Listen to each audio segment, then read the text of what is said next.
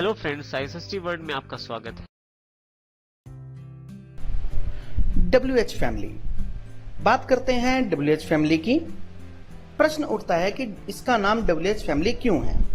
Simple सी बात है, हमारे पास बहुत से ऐसे शब्द हैं जिनके शुरू में WH लगा होता है, जैसे what, when, where, which, who, whom, whose and why। ठीक, इनके हिंदी अर्थ अगर हम ध्यान से देखें तो इन सबके शुरू में लगा है क। कैसे? क्या, कब, कहां, कौन सा, कौन सी, कौन, किसको, किसका, क्यों, कैसे, एटसेट्रा। ठीक, यानी कि इंग्लिश शब्दों के शुरू में, हर किसी शब्द के शुरू में लगा है WH, और हिंदी हर एक शब्द के अर्थ में, हर एक हिंदी के प्रत्येक शब्द के शुरू में लगा है क। ठीक, वट मीन्स क्या, इंग्लिश के शब्द में WH शुरू में, और हिंदी के शब्द में शुरू में क्या। हिंदी के शब्द के शुरू में क, यानी क्या के शुरू में क। when, WH, हिंदी के शब्द के शुरू में क, कब। where, शुरू में WH, इसका हिंदी मीनिंग कहां, शुरू में क। which, शुरू में इंग्लिश के शब्द के शुरू में WH, हिंदी के शब्द के शुरू में क, इसका शाब्दिक अर्थ हुआ कौन सा या कौन सी। who, शुरू में WH, हिंदी मीनिंग कौन, इसके भी शुरू में क। whom, शुरू में WH, इंग्लिश के शब्द में, और हिंदी के शब्द में, हिंदी का इसका शब्द हुआ किसको, या हिंदी का शब्द हुआ किसको, शुरू में फिर भी इसके लगा क। whose, शुरू में WH लगा इंग्लिश के शब्द में, हिंदी के शब्द के शुरू में इसका हिंदी मीनिंग हुआ किसका या किसकी, इनकी भी स्टार्टिंग में क लगा। नेक्स्ट वर्ड why, why का मतलब क्यों, इंग्लिश के शब्द में लगा WH और हिंदी के शब्द के शुरू में लगा क। एक प्रश्न उठता है कि हाउ भी हमारा WH फैमिली का पार्ट है क्या? हाँ, हाउ भी हमारा WH फैमिली का पार्ट है। WH फैमिली की रिक्वायरमेंट क्या है? WH फैमिली क्यों यूज हुआ करती है? WH फैमिली किसी भी प्रकार के प्रश्न को डिटेल में पूछने के लिए यूज की जाती है, यानी कि ऐसे शब्द जिनके उत्तर हमारे पास सब्जेक्टिव आने हो, सब्जेक्टिव मीन्स डिटेल में आने हो, उनके लिए हमारे पास WH फैमिली का प्रयोग करते हैं। हाउ, अब मैं बात करता हूं हाउ की। हाउ का हिंदी में अर्थ है कैसे।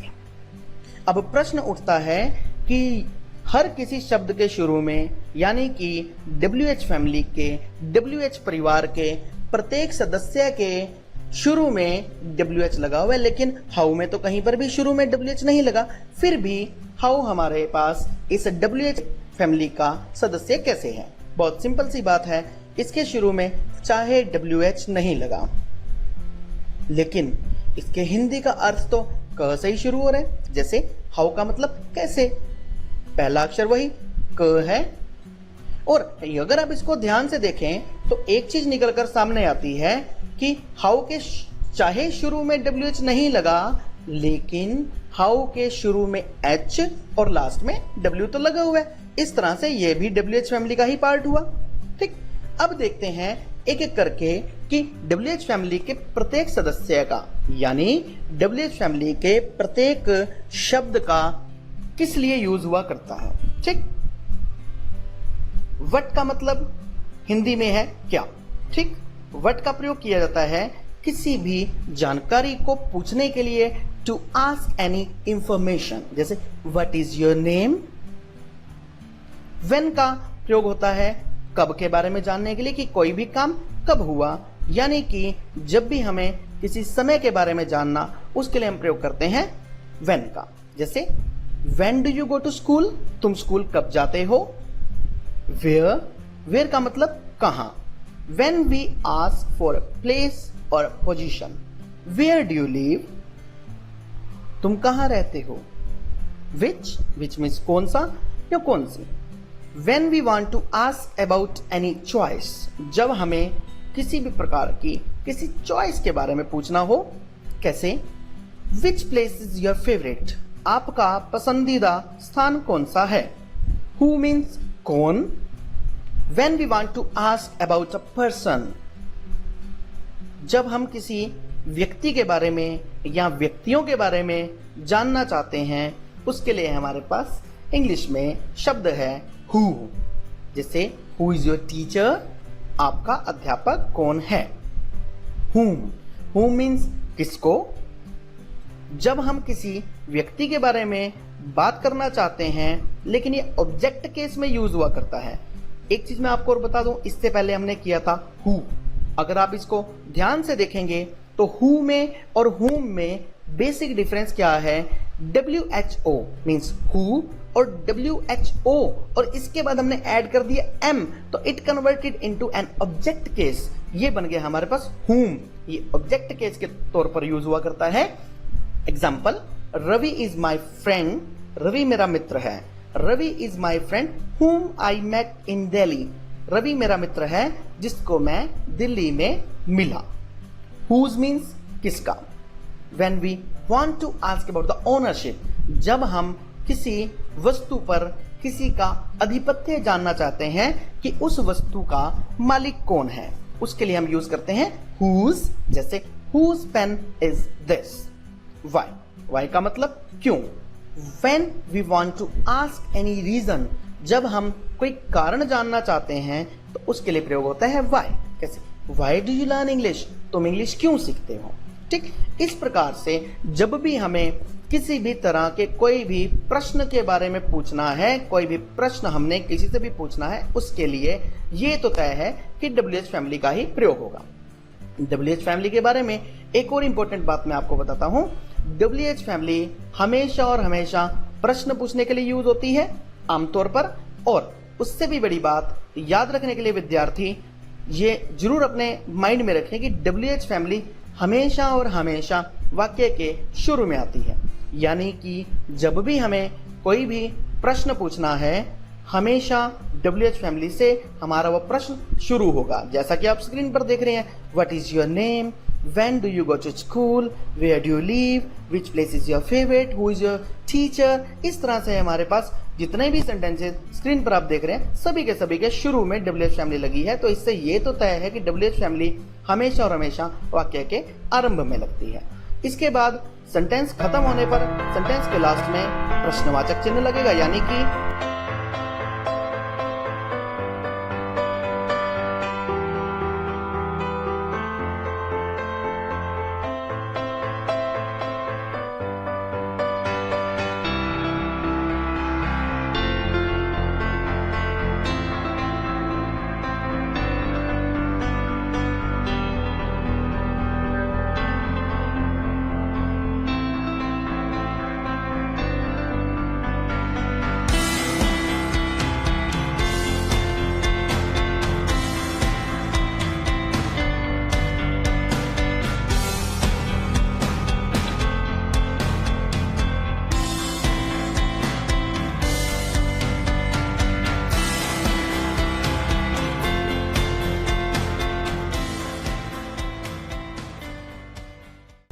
क्वेश्चन मार्क लगेगा।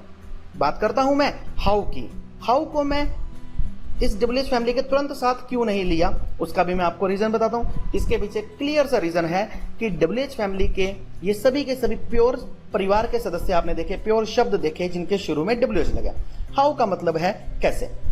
जब भी हम किसी भी काम का कोई भी मेथड जानना चाहते हैं कि कोई भी काम कैसे किया गया या कोई भी काम कैसे किया जाता है, उसके लिए हमारे पास हाउ का प्रयोग होता है।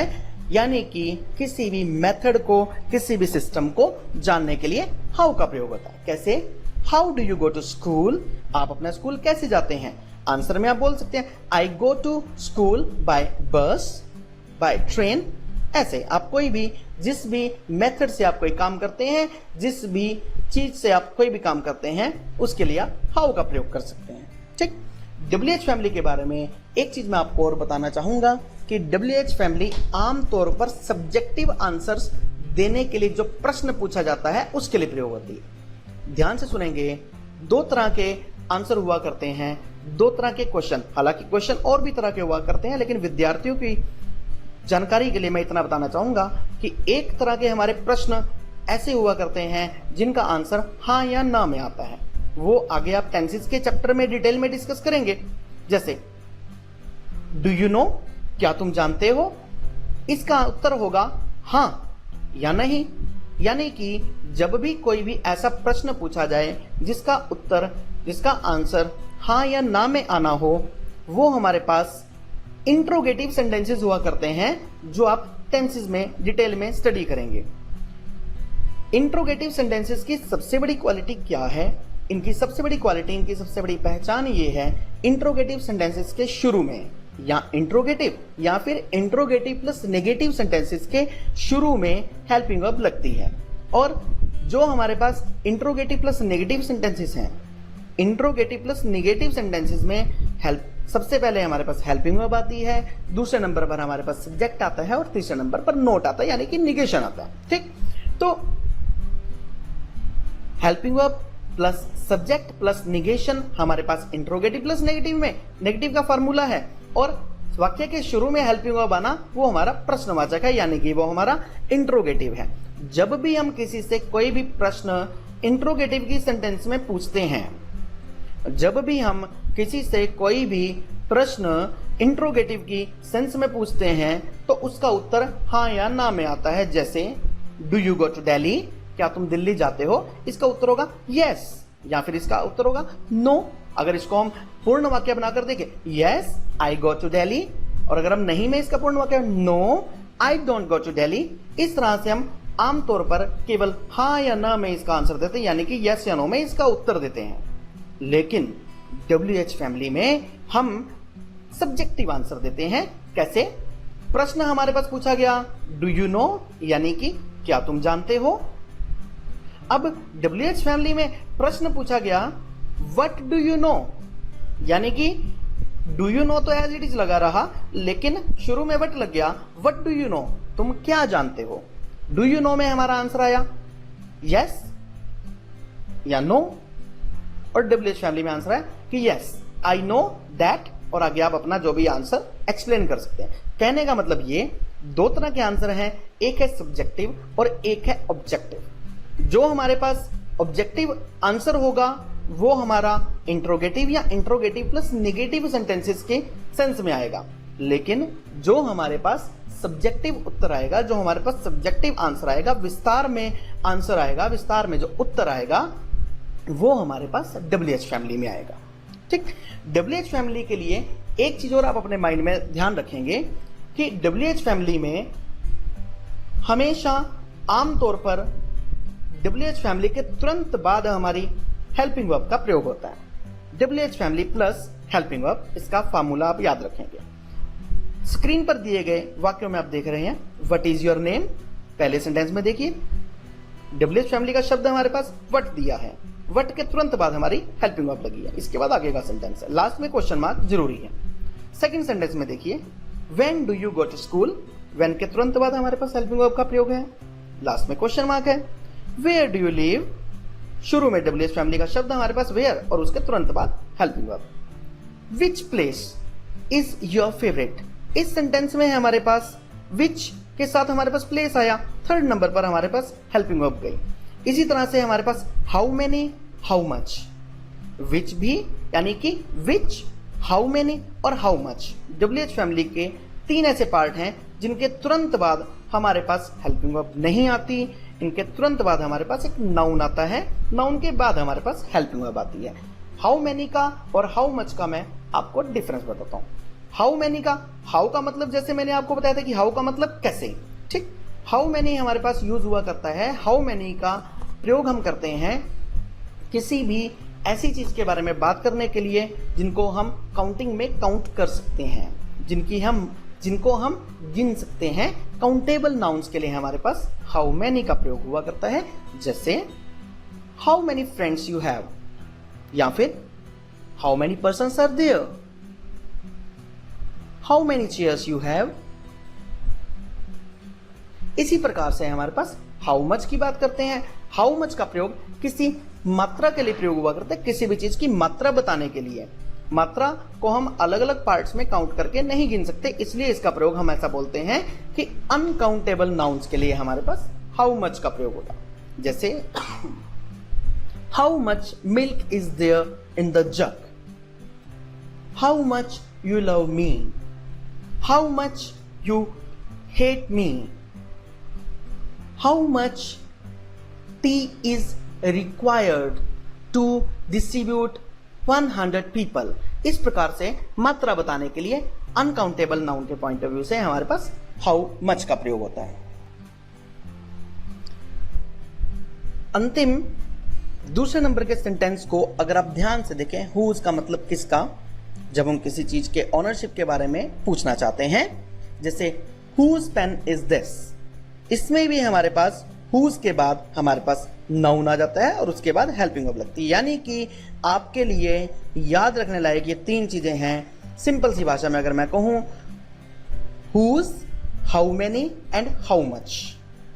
दोबारा से मैं बोलता हूं, whose, how many and how much. ये तीन शब्द हमारे पास ऐसे हैं जिनके तुरंत बाद हेल्पिंग वर्ब नहीं लगती, जिनके तुरंत बाद हमारे पास नाउन आता है और उसके बाद हेल्पिंग वर्ब लगती है। अब आपके माइंड में एक प्रश्न आ रहा होगा कि जो मैंने अभी विच का प्रयोग बताया था, विच का मतलब कौन सा, इसके बाद विच के बाद भी मैंने आपको भी 2 मिनट पहले बोला था कि विच के बाद हमारे पास नाउन आ जाता है और उसके बाद हमारे पास हेल्पिंग वर्ब आती है। एक चीज क्लियर कर दूं, कुछ हमारे पास ऐसे सेंटेंसेस हैं जिनमें विच के तुरंत बाद हेल्पिंग वर्ब आ जाती है और कुछ ऐसे वाक्य हैं जिनमें विच के तुरंत बाद हेल्पिंग वर्ब न आकर, यानी कि सहायक क्रिया न आकर नाउन लग जाता है, जैसा कि इस एग्जांपल में आप देख रहे हैं। ठीक, which place is your favourite, fine, इस तरह से। तो आपको याद करने के लिए केवल इतना ही सफिशिएंट है। सिंपल सा फार्मूला बताऊंगा कि हुज, हाउ मेनी और हाउ मच, ये तीन शब्द हमारे पास ऐसे हैं जिनके तुरंत बाद हेल्पिंग वर्ब यानी कि is, am, are, was, were, has, have, had, do, does, did, ऐसा कुछ, या कोई मॉडल भी ये लगते हैं। और whose, how many and how much, इन तीनों शब्दों के तुरंत बाद हमारे पास हेल्पिंग वर्ब नहीं लगती, इनके तुरंत बाद हमारे पास नाउन लगता है, नाउन के बाद हेल्पिंग वर्ब लगती है। इन तीनों को छोड़कर हमारे पास डब्ल्यूएच फैमिली के जितने भी शब्द हैं उनके तुरंत बाद हेल्पिंग वर्ब लगेगी। ये फार्मूला याद रखिए। हेल्पिंग वर्ब यानी कि सहायक क्रियाएं, ये कौन कौन सी हैं जो कि डब्ल्यूएच फैमिली के तुरंत बाद में लगाने की बात कर रहा हूं। Is, am, are, was, were, has, have, had, do, does, did, और कुछ मॉडल्स भी जैसे will, shall, can, could, etcetera. ऐसे कुछ मॉडल्स भी हमारे पास डब्ल्यूएच फैमिली के तुरंत बाद लगाए जा सकते हैं, क्योंकि मॉडल्स भी जस्ट लाइक हेल्पिंग वर्ब की तरह ही ट्रीट किए जाते हैं।